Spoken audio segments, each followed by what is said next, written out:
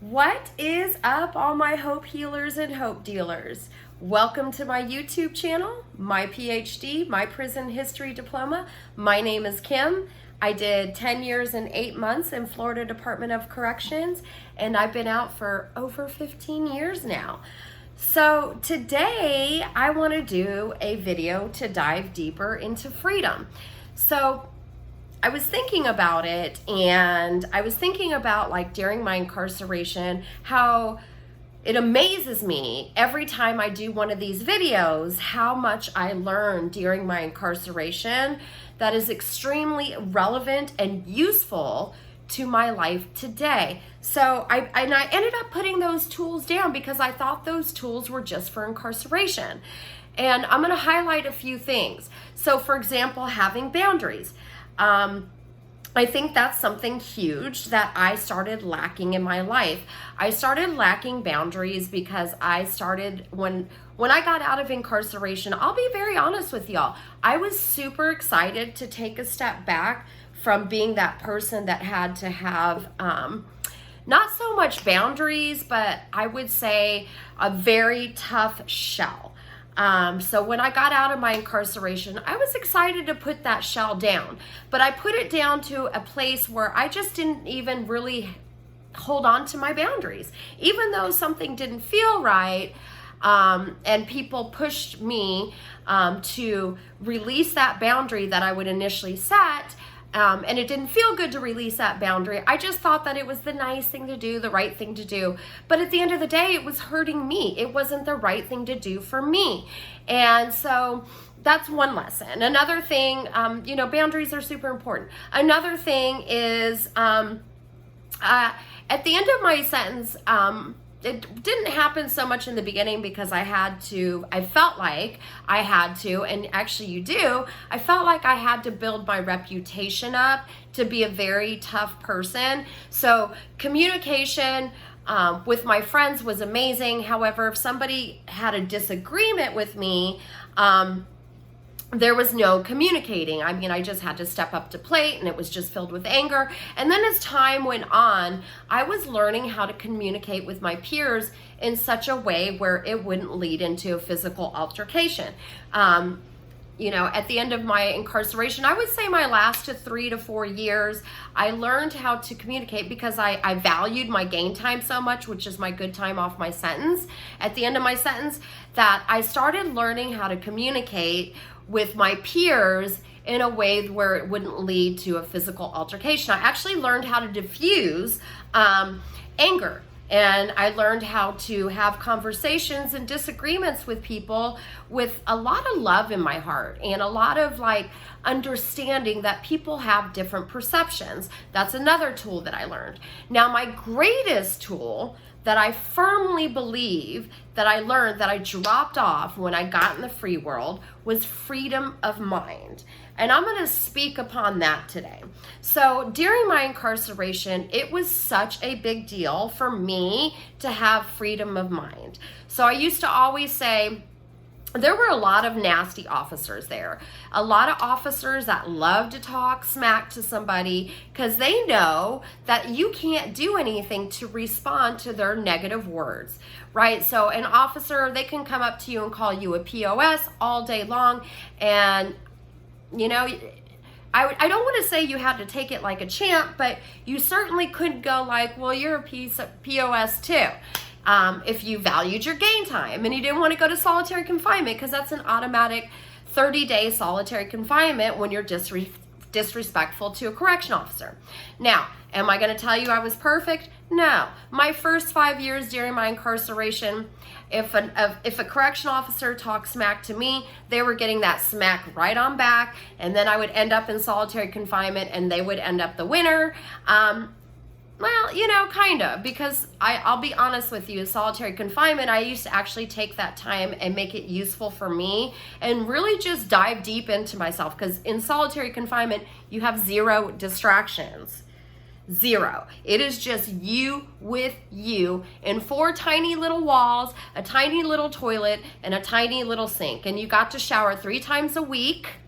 Yeah, Monday, Wednesdays, and Fridays, you got taken to the shower in cuffs. 9 times out of 10, you didn't have a bunkie. So, I mean, a solitary confinement, it wasn't the most fun, exciting experience, but quite frank, to be perfectly frank with you, it was actually something that helped me, and I can only speak for me, and I didn't have to do like the most solitary confinement I had to do in one shot was about 5.5 months. And after about 5.5 months, I was starting to kind of lose my mind.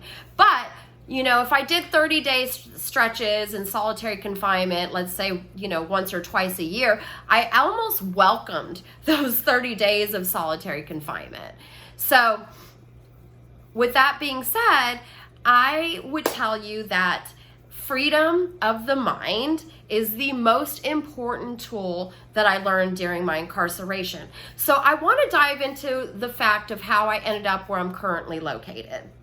So I think this is important to put out there to the world because I see that there is such an awakening happening, and I see how when I got out of incarceration, I certainly became one of those people that was a slave to society's standards of what it looked like to be free. And it's a false sense of freedom. And I'm going to explain deeper on that, what I mean by that. So when I got out of incarceration, I had to go hard to succeed. And what I mean by I had to go hard to succeed is I put both feet on the ground and I worked my ass off to get into the field that I'm in and to gain a reputation that I have in the field that I'm in, and it's into the tech industry. And I worked my ass off to buy my house. I worked my ass off to buy my car. And, you know, I just kept working and working and working and really just didn't have, I mean, at one particular company, it was a great company, the owner, and shout out to this dude, you know, he had all of us, you know, be family with each other. And it was one of the greatest companies I ever worked at. And I'm so grateful that this man taught us that. That was my best job. But any company after that I worked for, very strict, very corporate setting, you know, I didn't have much freedom because I was driving to work, a long drive, and then, you know, the drive home, and, you know, just giving my heart and literal soul to make somebody else a millionaire. And wasn't absolutely loving it. So with that being said, I had a dark night so I moved out of the country for a couple of years. Something happened in my life, and you can go back into some old videos and see what happened. But I came back from that country, and I went through what's called dark night of the soul. And that is when it was a time in my life where I didn't think I was going to live. It was awfully hard. I didn't want to call it awful. So it was very difficult, emotionally, spiritually. I mean, just like, it was probably the darkest time of my life. It was darker than getting sentenced to the 12 years that I got sentenced to in Florida Department of Corrections. So I went through this dark night of the soul, and I shed so much of who I was, who I presented myself to be, who society deemed me to be. What people thought of me no longer mattered. What mattered, because let me tell you, when I went through the dark night of the soul, it was probably one of the most loneliest times that I've ever had in my life. It was lonelier than doing solitary confinement. Nobody could understand, or so I thought, what I was going through. I felt very isolated, very alone. And this seems to be a common theme amongst people that have had dark night of the soul. So with that being said, a lot of ego that I had slipped away, and ego is definitely edging God out. And once I went through that dark night of the soul, I'm going to tell you, I had the most greatest spiritual awakening. So I'm going to tell you how I ended up where I'm located geographically now. So I'm going through this dark night of the soul. I don't know what's going on in my life. I'm not understanding. I'm just not understanding what's happening to me. And I remember I pulled up to my gym in the U.S., And I was sitting in my car and I was just like exhausted. I was exhausted from crying. I was exhausted from not understanding what was happening in my life. And I was exhausted because I felt like I burnt my life to the ground. And I remember sitting in my car at the gym screaming at God, universe, higher power, screaming, what do you want from me? What do you want from my life? What am I supposed to do? Where am I supposed to go? And, you know, for about 2 weeks, the place where I'm currently located kept hitting my mind and hitting my mind. And I've only been to where I'm living at now one time in my whole entire life. And it was for 5 days. I was much younger, and it wasn't something that, you know, I was excited to go to be honest with you, because those 5 days that I was there, it wasn't, you know, it was an okay time, but it wasn't somewhere where I was like, ooh, I want to live there one day. But this place where I'm at now just kept hitting my mind. And I kept, you know, just kicking it out. And so I'm screaming in my car and I'm like, God, what do you want from me? Universe, higher power, what am I supposed to do with my life? And I was like, you know, signs, you know, thank you that you're giving me signs. I can't read the signs right now. Universe, God, higher power, I need it in writing. And I just let myself cry in my car. And then I pulled myself and I up by the bootstraps, and I thought, I'll feel better once I work out, because working out for me is my way to get medicine in my soul. So I go into the gym and I get on my elliptical, and there's a guy right in front of me that has a shirt, and I've never seen a shirt like this in my gym, has a shirt of the place where I live at today on, in words, in writing. And I'm like, okay.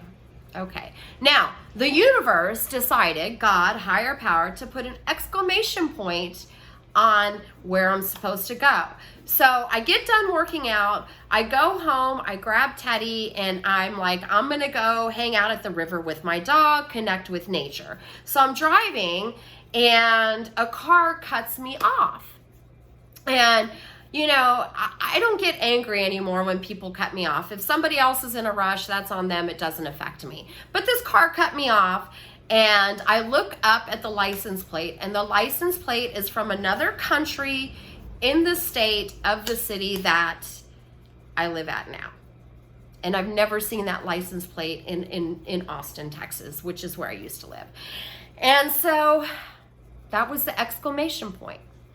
Now, here's what I want to tell you about freedom. It is our God-given right to be free. And what I mean by that is, before I had Dark Night of the Soul, I thought my job was to make everybody else happy with me. So I thought that my job, like if you were happy, you were happy, you were happy. I was basically everybody else's puppet. I wasn't doing what I loved. I wasn't doing what I thoroughly enjoyed. And that is not freedom. So when I went through the Dark Night of the Soul, something that happened to me, it was almost like this veil got lifted off of me. Something happened to me inside my spirit that told me it's okay to do what you love, which is this YouTube channel. And so I just started doing everything that I love. Everything that I love. Connecting with nature, rollerblading, jogging, going to the gym, being in nature as much as I possibly can, meditating. And I just started doing things that pleased me. And of course, as long as it was pleasing me, and of course it wasn't hurting anybody else, it was actually having positive effects on the people around me. So that is the ultimate freedom. And it is our God-given right to be free. You know, and something that I want to tell you is I was scared to death the first time that I left the US. And I walked through that fear, and it wasn't anything like I ever imagined. And this is my second time living out of the US. And what I can tell you is I had to connect with my inner self, my inner spirit, to take fear off the table. Because when I'm connected and I'm flowing with the universe, I'm not scared. You know, there's moments where fear, and I'm perfectly imperfect, y'all, but there's moments in my life where fear will crop up and rear its ugly head in my life. And it's actually an emotion that is so freaking useless unless a bear is chasing you or somebody with a freaking axe. But if you're just walking down the street and you have a fear, that is not of spirit. I can tell you that right now. You know, it's false evidence appearing real. And so, you know, something that I'm figuring out is this is my belief. My belief is that I was brainwashed and conditioned to live somebody else's dream. And I no longer have to live anybody else's dream. Freedom of the mind. I get to be free in my mind and my spirit. And how I got here was connecting to myself. Making peace with my past, knowing that everything is connected. Everything happens for a reason. You know, there's things in my childhood, I made a video about it, you know, my PE coach sexually at a young age. I thought I was going to a track meet and he sexually abused me as a young teenager. And, you know, I could fall victim to that. And I did it one time. And I'm not saying, you know, I don't justify anybody's behavior that was evil to me. Because let's just be real. There's evil and there's good. But I'm telling you, more good is rising to the top right now. There is a shift. There is a huge shift. And I know you can feel it, because if I can feel it, Teddy can feel it, I know you can feel it. And that shift is to light's advantage. So I told somebody not too long ago, I don't have to learn from pain anymore. I get to learn from love. And once I made that decision to take off the table that I don't have to learn from pain, y'all, it was a game changer for me. I'm learning with love.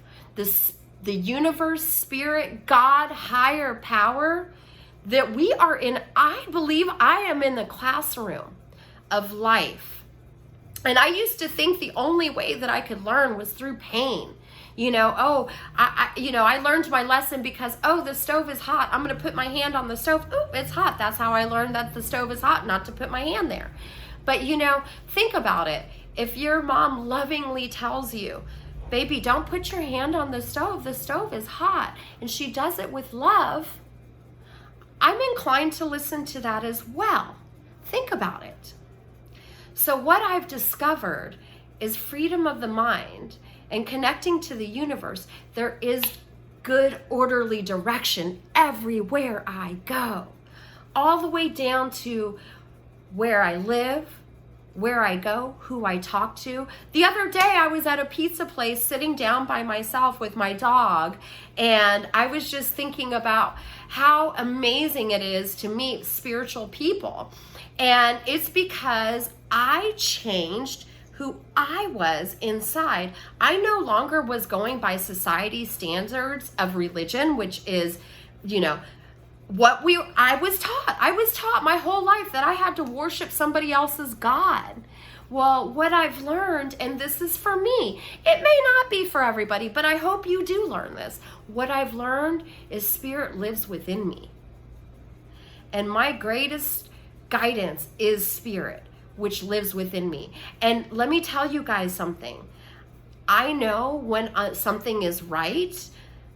First of all, the universe has our back. I can tell you that. But second of all, I know I'm on the right path because I can feel it. I can feel that inner spirit telling me, yes, girl, keep it going. You're doing great. I got your back. And I'm telling you, I'm watching things unfold in my life in such a beautiful way. And it's no longer, I have moments. I'm not going to sit here and tell you I don't have moments. But my moments of fear, my moments of making mistakes, and mistakes are just pointing you in a different direction. They're not failures. Mistakes are just the universe telling you, redirecting route.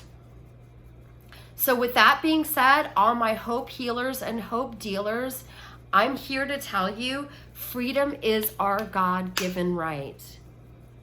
You are free. You have a right to be free. You are not stuck in a relationship. You are not stuck in that house. You are not stuck in that job.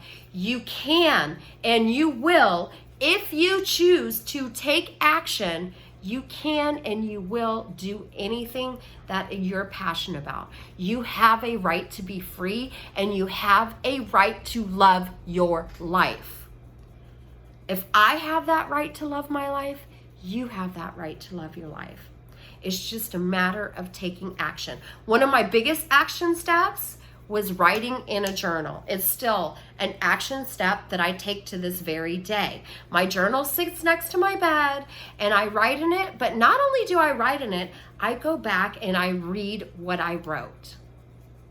So with that being said, to all my hope healers and hope dealers, I love you so much, and freedom is your God-given right.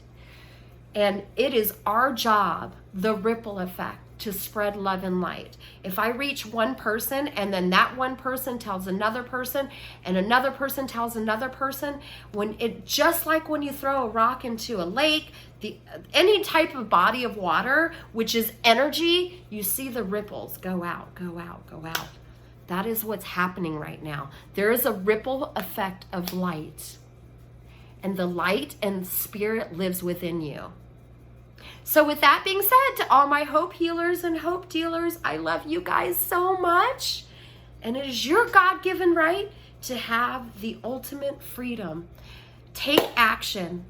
You deserve it. You're worth it. And I believe in each and every one of you. I love you guys so much. Have a great day.